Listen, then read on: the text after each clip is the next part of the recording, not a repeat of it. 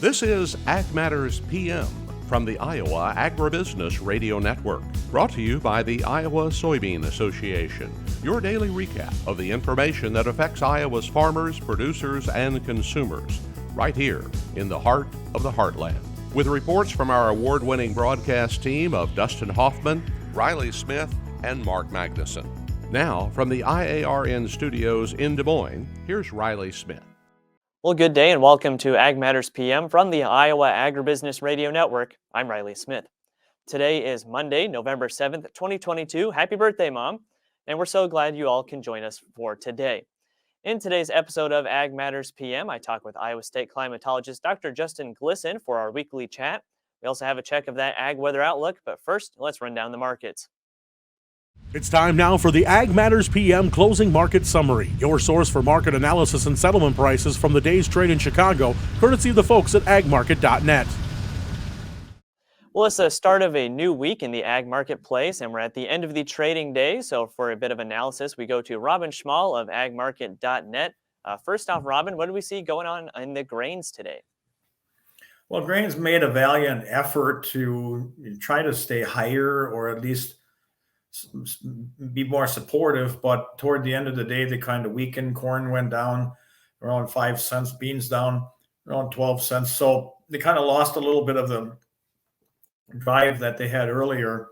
Now, export inspections probably had quite a bit to do with that. Corn export inspections were 9.1 million bushels, and that was actually down 8.4 million bushels from the previous week. So about half of what was last week, and we need to see a lot more than that in order to catch up to where we need to be as far as keeping on pace for this year. So that puts some pressure on that market, might continue to put some pressure on that market. We know when we have the regular things of the Mississippi River, we have the Ukraine thing. That's really hasn't been talked about at all today. It's kind of digested news, if you want to say it. That's not old news, but digested news. So the market's looking for other things, and that was one thing they probably latched onto. Soybean export inspections were pretty good. 95.2 million bushels, up 200,000 bushels from last week. So we held a pretty good pace there. And wheat was 6.7 million bushels. That was up 1.6 million bushels. So those two markets had a little bit more support as far as export inspections were concerned. But they could not really hold on either as well. Now, looking across on some of the outside influences across the world, soybean plantings in Argentina are at 5%. That's the lowest planting rate they've had in 12 years. And Brazil's farmers are holding on to their soybean crop. They're looking for higher prices. And so they're holding on, unwilling to sell at these current prices.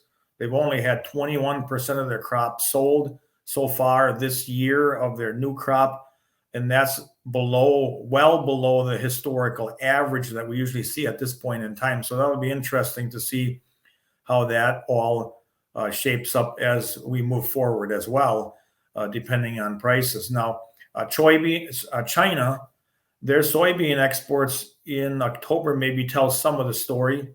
They totaled 4.14 million metric ton. That's the lowest since October of 2014. And this is 19% below actually what it was a year ago. So their soybean imports have tailed back quite a bit. That's because their crushing pace has been a lot slower. Now, their imports of vegetable oil also down 50.2%. Meat imports were down 25%.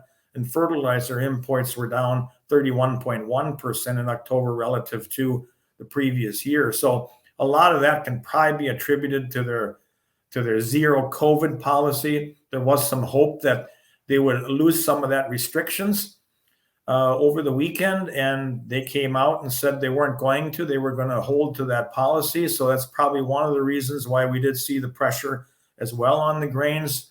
Initially, we saw some pressure on crude oil because of that, but that kind of tempered a little bit as we moved throughout the day. Now, we have the world supply and demand report coming up on Wednesday. Estimates are for a 47 million bushel increase in corn carryout to 1.219. Beans up 12 million bushels to 212 million bushels for carryout, and wheat just a slight change of up 1 million bushels to 577 million bushels. And they're looking at corn and soybean exports to be lowered. And that's why we're really seeing this movement higher, because they're actually looking at some decrease as far as yield is concerned. So that the traders will be starting to look forward to tomorrow, kind of positioning themselves for that. So we don't have a lot of real thing to get a fire lit under this market right now. All right, and what are we seeing on the other side of the marketplace in the livestock complex? Well, cattle and hogs really came to life today after kind of a lethargic last week. Cattle were up, at least in December, up triple digits. We didn't see any trade yet, which we didn't anticipate on Monday. There usually never is. There were no offers from feedlots placed today, and there really were no show lists that were set either. Everybody's just kind of watching to see now. The December live cattle contract with the strength was able to close a chart gap that it had held for last week. When we opened up on Monday, we gapped lower. So it closed that gap today. So that's a good sign. There's some anticipation that we're going to see higher cash this week as well. At least steady. Yes, last week was a little bit of a disappointment, but I think this week they're looking for more. There haven't been too much of forward contracted cattle, about 22% carried over from last week to this week. So feedlots have to step up to the plate. Hogs were really strong in the December contract, a little discount to the cash there, to the index, but I don't think that was the real reason for them moving higher. I think part of the reason was because on the commitment of traders report, we saw again funds increasing their long positions by over 3,000 contracts. I mean, they had a huge increase last week. We did go down from the week before. This week we added again, even though prices were going down. It seems like there's anticipation that hogs are going to be finding some support here, probably coming into the traditional holiday period. So they had strong gains in the December, closing the gap. From there on out, we saw triple-digit gains, but they kind of tempered as they went through July, and then there were some negative trade out later than that, and that's probably just because of lighter trade. So the support today was not coming from cash.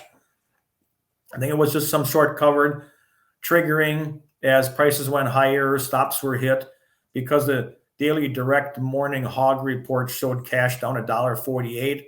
Now cutouts were up $1.92 in the midday. That will change as we get the final through the end of the day. But what we're looking at this week is hog slaughter. That's going to be the key. Last week, hog slaughter was lower than the previous year. Saw some reductions in a number of those days, revisions lower. This is going to be a key week for that. If we can see hog slaughter pick back up again, then this rally might be have some legs under it. All right, Robin. Well, lots of great information today. For those of our listeners and our viewers who would like to get in touch and learn more from the folks at agmarket.net, how can they do that? They can give me a call directly at 877-256-3253, or they can go to our website, agmarket.net. The main number is on there where they can call and reach any of the brokers available. All right, Robin, it's been great visiting with you today, and we look forward to talking with you again soon. All right. Thank you for having me on. It's always a pleasure. That again was Robin Schmahl of agmarket.net. We'll go ahead and take a look at how those numbers closed. That's courtesy of the folks at Bar Chart. December corn is down 5 1/4 at 6.75 3/4. November soybeans down 11 1/2 at 14.40 even. January soybean meal up 10 cents at 4.1290. Soybean oil down 95 at 73.90. Chicago wheat down 2 even at 8.45 3/4. Minneapolis spring wheat up 5 3/4 at 9.60 1/4. Kansas City hard red wheat up 4 even at 9.57 1/4. And December oats down 5 1/2 at 3.85 1/4. On the Merc, December live cattle up 140 at 153.05. November feeders up 40 at 178.22. Lean hogs up 407 at 87.05. December pork cutout up 232 at 96.20. And Class 3 milk up 2 cents at 20.90. And that's been a check of the markets here on Ag Matters PM. We're going to go ahead and take a quick break to hear from our sponsor, the Iowa Soybean Association and the Soy Checkoff. When we come back, I talk with Iowa State Climatologist Dr. Justin Glisan. This is Ag Matters PM. Iowa Soybean Association is driven to deliver for Iowa's 40,000 soybean farmers. We're proud to provide objective agronomic research, a helping hand with soil and water stewardship, and timely industry news powered by the Soybean Checkoff. Learn more at iasoybeans.com. Welcome back to Ag Matters PM from the Iowa Agribusiness Radio Network. I'm Riley Smith. Well, at the end of last week, we finally got some much-needed rains across most of the state, but unfortunately, northwest Iowa still got the short end of the stick. However, any rain is better than no rain, and the forecast indicates that we could continue to get more. So I had the chance to talk with Iowa State Climatologist Dr. Justin Glisan about the weekly U.S. Drought Monitor and what that shows for the state of Iowa. Well, we're here again this week with Iowa State Climatologist Dr. Justin Glisan to go over a bit on this week's U.S. Drought Monitor. And first off, Justin, what did we see in the data from this week's report? Hi, Riley. Good to be with you. So right now it's raining across much of the state. Northwestern Iowa is missing out on this widespread rainfall, but we're seeing a gentle, efficient rainfall event where we should see anywhere from 1 to 3 inches, depending on where you are across the state. So if we look at the Drought Monitor depiction that was released yesterday morning, we did see some expansion in western Iowa of D1 and D2, and also a little bit of degradation in eastern Iowa. Not as much as we've seen in previous weeks, but we didn't see very much improvement, if at all. We saw a little bit of improvement in the extreme southeast counties, Lee County, but otherwise basically status quo across the map. So about 88% coverage of D1 up to D4, with that little D4 pocket around Sioux City. And this is the largest extent of drought since March of 2013. Okay, and then, obviously we don't want to pick like which part of the state needs it more or whatever, but if we had to pick, one area that kind of is really, really in need of it, would it be kind of more the eastern side so that we can replenish the levels and start working on the Mississippi? Or are we maybe looking at the other side with, northwest Iowa is really struggling with the water levels there? Well, I would like to be selfish and concentrate on northwestern Iowa. That's where we have that D3 and D4 category in existence. We go back 2.5 years, precipitation deficits on the order of 15 to 25 inches. So extremely dry conditions in northwestern Iowa.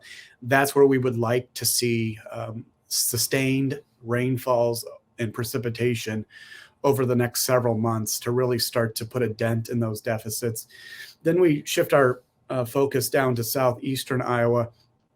Around Ottumwa, there's a pocket of larger precipitation deficits that if you go back a year, they're on the order of 6 to 12 inches. But they haven't been exacerbated by warmer temperatures or vegetative demand. So not as a dire situation in the southeast as we see in the northwest, given those very long-term 2.5 year deficits. All right, and of course, with the rain that we're getting today, it's pretty nice and relieving. We could also see that rain continue a little bit into this weekend. Is it going to stick around for even possibly longer after that? I know we've talked about a colder and wetter weather signal that's been coming through, but then otherwise we've seen forecasts that maybe show temps back into the mid to upper 60s again. So what's going on there? Sure. So if you look at the short-term outlooks and then the shorter-term forecasts, so the next few days, we do see the rain sticking around into tomorrow. And then as the low pressure moves further east, it'll wrap around cold air. And then we do have a potential for some snowfall. Now, not a snow event, but you'll see snowfall on the grass or elevated surfaces. So we do see in the shorter term outlook, 6 to 10 and 8 to 14 day outlooks, a shift from colder than average temperatures that we'll see in the short term back to higher probabilities of warmer than average temperatures into the middle of the month. And then if we look at that precipitation signal, we do see an elevated signal for wetter conditions sticking around, which, as we've discussed over the last several weeks, as much water as we can get into the soil moisture profile will be beneficial in terms of next growing season, but also holding drought where it is before the ground freezes. Now, here's one thing with the weather, and you mentioned with the snow. My mother always has this contest with herself, really, of if it's going to snow before her birthday or not, her birthday being November 7th. Is snow around this time and even possibly just slightly earlier that out of the picture, or is this kind of one of those things that, it can happen and it's not that out of the blue? Well, Riley, the earliest snowfall that we've had across the state was September 16th, and that was 4 to 6 inches in western Iowa, Potawatomi County, and that was in 1884. So now that is an extreme event to have snow in the middle of September, but we've had snow in October, early October, late October. So we're getting into the snowfall season. Now, given the temperatures that we're seeing, basically the precipitation that we do get in early November is more often than not rainfall. But of course, we do see a snowfall as well. And happy early birthday to your mother as well. So with that snowfall, and say we are to get maybe a good amount this weekend, how far does that go in helping replenish moisture to the soil levels and the river levels? Does it help as much as rain, or what's the difference there? You'll take any moisture you can get. I'd rather have an inch of water versus an inch of snow. Basically, out of 10 inches of snowpack, you'll get 1 inch of water. So there's not a lot of water content in snow. Where snow becomes beneficial is you get a layer of snow on the ground. It helps insulate the soil. It doesn't freeze as fast, or it doesn't freeze as deep. So then when you get in out of winter into spring and you're starting to melt that snowpack, you don't have to thaw the soil that much to start to get infiltration, at least into the top level of the soil. But drier soils with lack of moisture will freeze deeper and they'll freeze faster. And that's where you get into problems of moisture infiltration getting into spring with those deeper frost levels. So this rainfall event that we're seeing now and the potential for precipitation moving forward through the middle of the month is good news in terms of profiles and soil freezing. All right, and is there anything else with the weather or climatological patterns in Iowa that we should go over today? No, I think we've covered a lot of it. Again, we'll remind your viewers that, yes, these rainfall events are great that we're having now, these efficient rainfalls that last 24 to 36 hours, but we're going to need several of these over the next several months, if not a year, to really put a dent in the extreme drought conditions that we see in northwestern Iowa, but basically the drought conditions that we see across the state. And you mentioned stream flows earlier. We're going to need a lot of rainfall and a lot of snowpack melt across the upper Midwest on the Mississippi Basin side to really boost those river levels and the stream flows that we see. And that's part and parcel with getting the soil saturated so we can actually get runoff of rainfall events into these stream systems to rebound those stream flows. All right, Justin. Well, lots of great information today for those of our listeners and our viewers who would be interested in learning more and maybe talking a little bit about Iowa's climate issues. How can they do that? Yeah, always happy to chat. So Google Iowa Climatology Bureau. It'll bring you to the Department of Agriculture's climatology website. We have all those interesting maps, recent weather reports, longer-term monthly reports, historical reports, current conditions, outlooks, anything you would like. My email is justin.glisan, Glisan, at iowaagriculture.gov.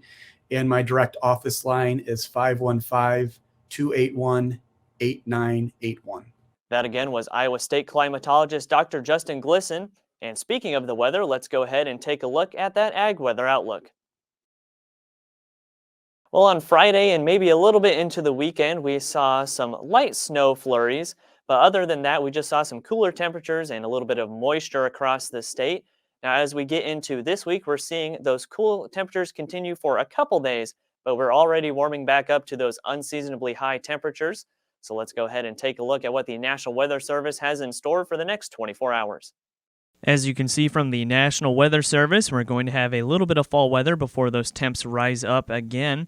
Today we've got sunny skies throughout the day with highs ranging from the upper 40s to low 50s. Tonight will be partly cloudy with clouds building overnight, lows ranging from the low to upper 30s. And tomorrow will be cloudy with a chance of rain west of I-35 and mostly sunny skies to the east, highs ranging from the low 50s to mid-60s. And taking a look at the affiliate weather map, as you can see for tomorrow, Cherokee will be cloudy with a chance of showers and a high around 57. Shenandoah very similar, cloudy and rainy with a high of 66. Des Moines mostly cloudy with a high of 57. Waterloo sunny and 53. Albia partly sunny and a high of 57. And Clinton will have sunny skies with a high of 56. For more detailed forecasts in your part of the state, make sure to check in with your local Iowa Agribusiness Radio Network affiliate. And that's been a check of the Ag Weather Outlook, and that also brings us to the end of this episode of Ag Matters PM. You can find all of our content on our website at iowaagnet.com. You can also follow us on social media at Facebook, Twitter, TikTok, and LinkedIn. And you can find all of our video content as well as previous episodes of AMPM on our YouTube channel. So make sure you subscribe and hit the notification button to see when those videos go live. Don't forget as well our twice free daily market podcasts on Apple, Amazon, Google, Spotify, and Podbean. From the IARN studios in Des Moines, I'm Riley Smith. On behalf of Dustin Huffman and Mark Magnuson, we thank you for watching. This has been Ag Matters PM.